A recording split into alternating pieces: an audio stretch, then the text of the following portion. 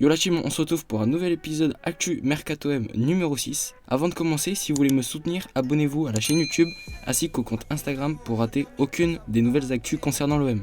Ça y est, c'est officiel, 2 nouvelles recrues annoncées à quelques minutes d'intervalle l'une de l'autre ce lundi soir. Le premier joueur annoncé aux alentours de 23h45 sur le compte Twitter officiel de l'OM est Luis Suarez. Il s'agit bien sûr du Colombien de Grenade et non de son homonyme uruguayen très connu. Il a 24 ans, il est colombien, il est avant-centre mais aussi peut dépanner sur l'aile gauche et il vient de Grenade FC qui a terminé la saison 18e sur 20 et les 3 derniers clubs sont relégués. C'est pour cela qu'il quitte le club après une descente en 2e division espagnole.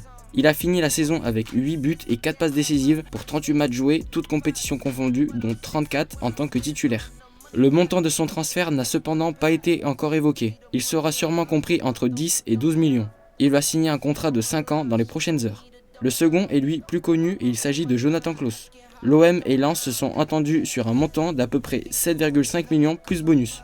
Le Lensois natif de Troyes est arrivé mardi aux alentours de 16h à l'aéroport de Marignane pour signer un contrat de 3 ans avec le club olympien.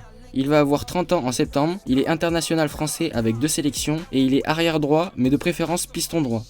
Il nous vient du RC Lens où il a effectué une très bonne saison avec de très bonnes stats l'année dernière avec 5 buts et 11 passes décisives pour un total de 40 matchs joués, toutes compétitions confondues dont 38 en tant que titulaire.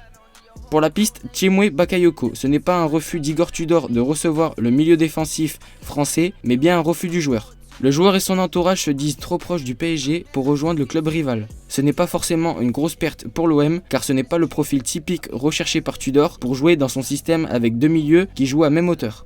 Pour Nuno Tavares, le dossier est au point mort car Arsenal est sur le point de recruter Alexander Zinchenko qui joue au poste de latéral gauche. Il pourrait donc être le remplaçant de Nuno Tavares s'il venait à partir, mais le joueur portugais n'est pas forcément emballé par le projet marseillais comme nous le dit le journal L'Équipe. Affaire à suivre car il nous faut maintenant recruter un piston gauche. Question du jour, dans quel secteur, attaque, milieu ou défense, faut-il encore recruter? Et proposez des noms de joueurs en commentaire que vous aimeriez voir à l'OM dès cet été. Merci d'avoir suivi cette vidéo, mets un like si tu as appris de nouvelles rumeurs via cet épisode et abonne-toi pour ne rater aucune de mes prochaines vidéos. Sur ce, allez l'OM!